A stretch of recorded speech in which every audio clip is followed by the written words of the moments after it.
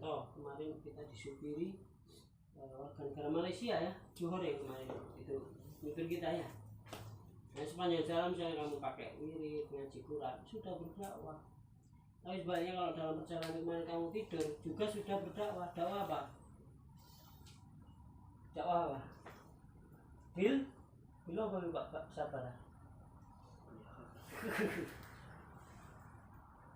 Binaum dengan tidur. Jadi maka ini para santri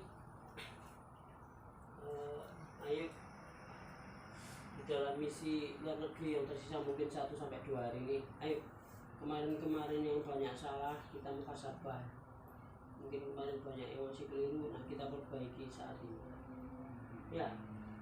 Ini benar, saya sendiri gini, doa saya itu Pak Zainal di antara pada sholat itu, Rabbana zalamna anfusana wa illam taghfir lana wa tarhamna lanakunanna minal khasirin la ilaha illa anta subhanaka inni kuntu minadz zalimin. Jadi gini ceritanya para santri silakan dalam berdakwah ya, itu bukan hanya diperlukan endurance barul kalau ngantuk berdiri bisa.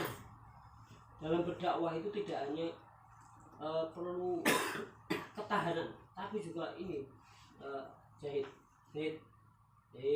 mana Quran perlu juga ini kesabaran. Jadi selain ketahanan itu kesabaran. Ketahanan misalnya fisik ya, fisik kita selalu prima meskipun puasa, jangan tampakkan lemes, jaga citra di hadapan orang-orang muslim, di hadapan masyarakat 3 negara yang kita lalui.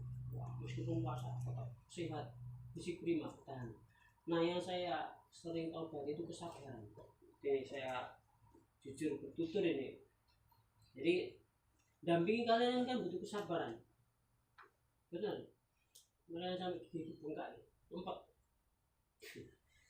Jadi gini, ini wiridnya Nabi Yunus ketika ditelan ikan di dalam kedalaman lautan itu gara-gara cuma begini. Beliau itu salahnya enggak kok gede banget enggak. Beliau itu dalam keadaan berdakwah, lalu kemudian marah, tidak sabar menunggu perintah, umat ditinggalkan.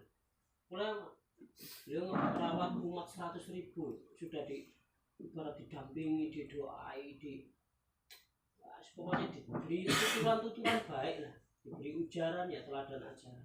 Masih nggak nurut, masih ngikuti maksudnya lah ya, kayak dengan kamu begini yo, begitu jangan begitu, cek pokoknya cek tas yang tulisan marah itu isinya paspor, Al-Quran, alat sholat, tasbih, sama bendera. Mana kan saya bawa bendera ya, bendera kecil-kecil.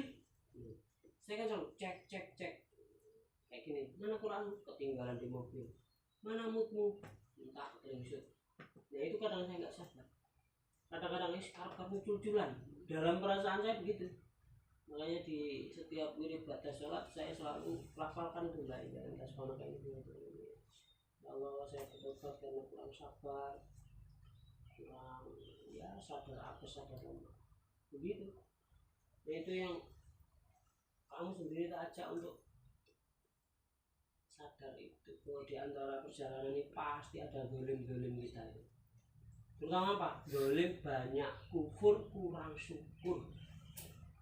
Iya, ini kita sampaikan sebagai tahatus binikmah, bahwa kita perlu menceritakan nikmat.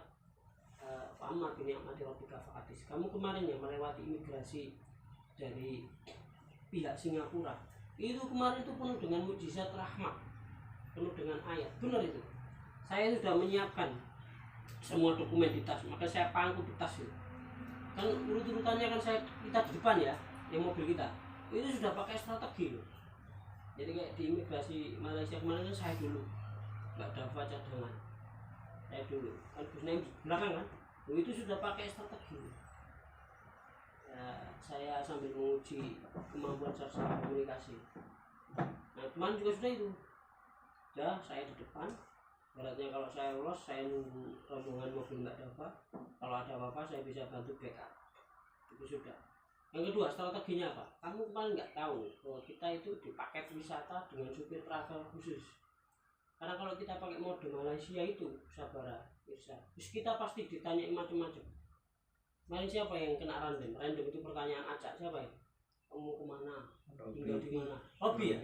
Robi kan diambil dulu kan. Karena apa? Ada dua nama yang sama. Robi, Pak Ustadz Robi, ini namanya Robi di paspor sama kamu. Nah, ini di random, kena random kamu. Cuman saya sampaikan kan di awal pemberangkatannya harus nanti kena random. Kalau random, apalagi kita di monitor itu berombongan, satu paspor yang sama, itinerary-nya sama, pasti di random. Kemarin randomnya Robi yang kena. Nah, itu kita pakai strategi. Jadi kita sewa travel wisata itu, supirnya yang biasa bawa lancong istilahnya. Sudah kita tinggal menyerahkan paspor. Yang komunikasi banyak akhirnya supir itu kan.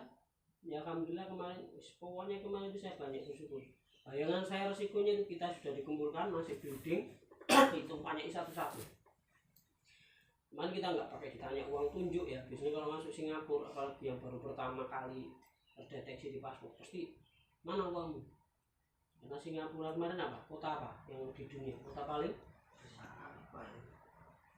mahal, mengalahkan New York dan Tokyo sekarang. Kehidupannya, sewa rumahnya, apa namanya, untuk penumpang hidup di paling mahal. Maka orang Singapura nggak mau nanti didatangi orang-orang, maaf, menggelandang. Makanya ditanya, bukan, kamu wisata 3 hari jatah visa kunjungan, jatah visit paspor, kamu 30 hari sini minimal harus bawa uang segini, dihitung ya. Jadi kalau nggak masuk logik, suruh pergi.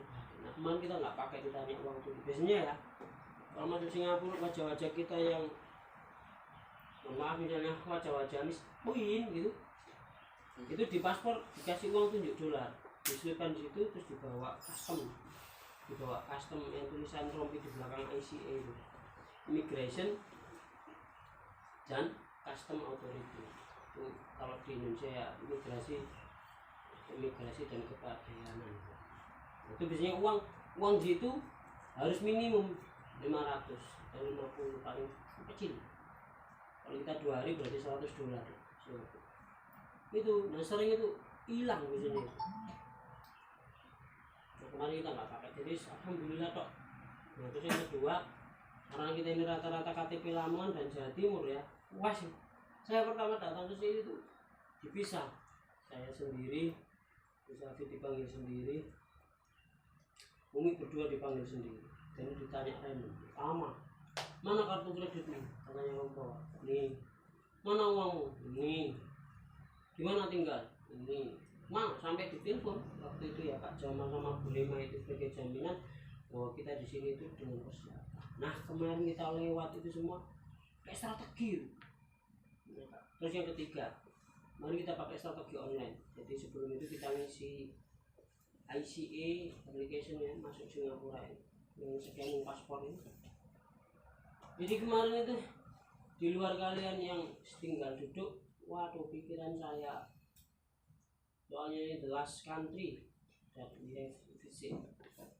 Kita kunjungi, ibarat ini sudah mencapai garis finish, ingin tentean ini, pikiran, strategi, bagaimana menyelamatkan kelancaran perjalanan setelah itu. Ketika melewati migrasi dengan lancar, saya syukur tok. Makanya di kedutaan kemarin saya kurang begitu antusias ya, tanpa meninggalkan syukur. Karena saya melewati migrasi setelah splong tok, makanya langsung gigi saya langsung karena melewati itu apalagi basuh. Saya kan tanya, Zahid, ya Zahid, yang saya khawatirkan mana 3 Surati, Adit, Zahid, karena masih kesulitan komunikasi ya. Karena saya disebut itu top leadernya, tidak ada asistennya. Jadi kemarin kalian itu benar-benar banyak rahmat, mukjizat dan ayat. Makanya kalau kita kurang syukur nanti kena lain sakartum la yudanakum walain kafar tuh.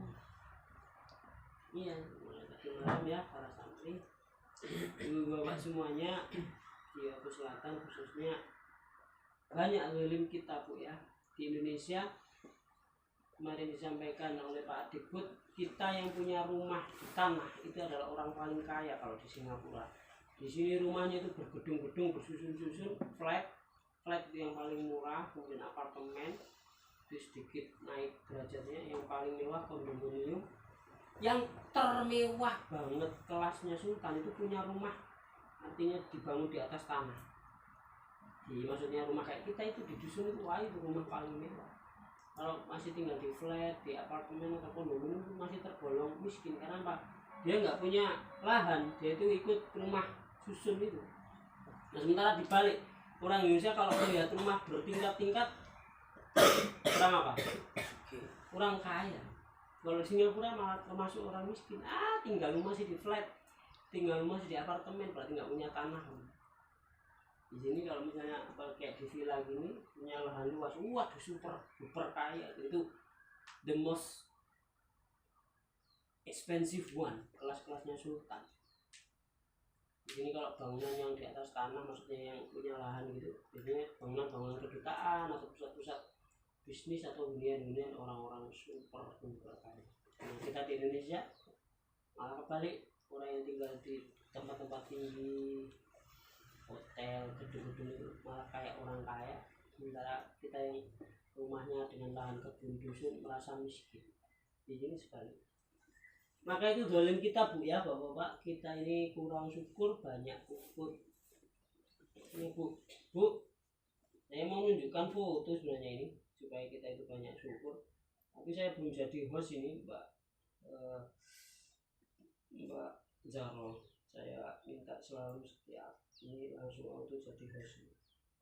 Saya mau tunjukkan foto Bu, Pak Upin. Saya minta foto air terjun itu Pak Upin.